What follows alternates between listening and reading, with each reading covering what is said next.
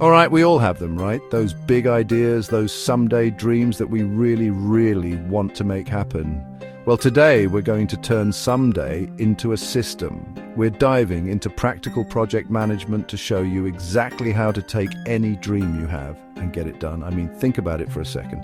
Building a house, launching a whole new department at work, heck, even having a baby. What do they all have in common? They all start out as a big idea, a dream, a wish. There are these huge, complex things with a very clear goal. And that's the thing. At their heart, every single one of them is a project.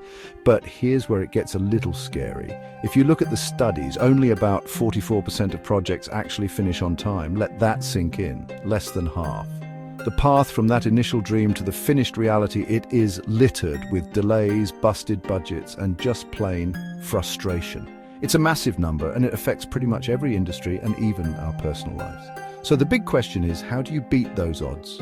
How do you make sure your amazing idea, your critical project, doesn't end up in that other 56%? Well, it all comes down to one thing: shifting your mindset from just wishing for it to actually managing it. Let's break down how to do that. Okay, so the very first step is to give your dream some real structure. We've got to understand what actually turns a cool idea into a formal project. Getting this definition right is, and I'm not kidding, the foundation for everything else that's going to follow. So what is a project really? Well, it's not your day-to-day work that just goes on and on. A project is a temporary effort. It has a definite start and a definite end. It's built to achieve a unique goal, whether that's a new app or a backyard deck. And this is key, it always operates with limited resources. You never have infinite time, money, or people. Now, every single project, no matter what it is this constant balancing act between three things: quality, schedule, and budget. You'll hear this called the iron triangle of project management. You want it to be amazing, you want it done fast, and you want it to be cheap. The really hard part, you almost never get all three at once. If you pull on one corner of the triangle, the other two are going to feel it. And this forces you to ask probably the most important question of your entire project. Which corner of that triangle matters most? Is the absolute must hit deadline the top priority no matter what it costs? Is it staying under budget even if that means it takes a little longer? Or is the ultimate goal to have the highest possible quality regardless of the time or money involved? There's no wrong answer here. It just completely depends on what you're trying to achieve. So once you've figured out your priorities, your constraints, you need a map. And in the world of project management, that map is the project cycle. Think of it as a trusted, proven framework that'll guide you from that first little spark of an idea all the way across the finish line. And this journey, it's not that complicated. It really breaks down into four clear phases. First, you design. This is where you really nail down the goal and specify what success looks like. Second, you plan. You figure out the how, the who, and the when. Third, you execute. This is where the tires hit the road and the actual work gets done. And last, you finalize. You deliver the result. You see how you did. And so important, you capture what you learned for the next project. But a map by itself isn't really enough, is it? You also need a compass. You need to know how to actually read the terrain. And for our projects, this means we need to get a handle on a few core principles that are going to keep us on the right path through every one of those phases. And I'm sure it's no surprise that the very first principle, the bedrock of it all, is having a solid plan. And this is so much more than a to-do list. This is your strategic blueprint for success. I just love this quote. It nails the whole point of planning. It's not about being a psychic and predicting the future perfectly. It's about thinking through the future right now, so you can make decisions and take actions in the present that will shape the future you actually want. It's all about being proactive instead of just reacting to whatever happens. So how do you build a plan that actually works? You start with SMART objectives.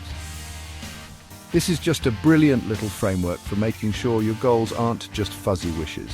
You ask, is my goal specific? Can actually measure its success? Is it attainable, or am I dreaming? Is it relevant to the bigger picture? And is it time-bound with a real deadline? If you can check all 5 of those boxes, you've got a rock-solid foundation for your plan. Okay, but even the world's greatest plan is totally useless if the people who have to do the work aren't on the same page. And that brings us to our second principle: communication. Projects are done by people for people, which means communication isn't some fluffy soft skill. It's an absolutely essential tool for getting things done. This quote just hits the nail on the head, doesn't it?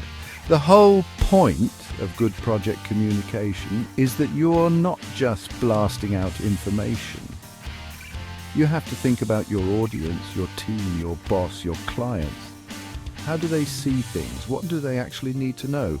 You have to shape your message so that it isn't just sent, but so it's actually heard and understood. And that means you need to use all kinds of different channels. A formal progress report might be perfect for your executives, but a quick, informed, normal one-on-one chat is probably what a team member needs to get unstuck.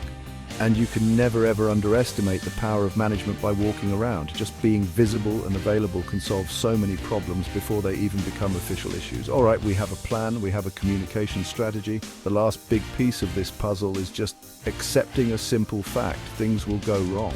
That's not being negative. It's just being a realist.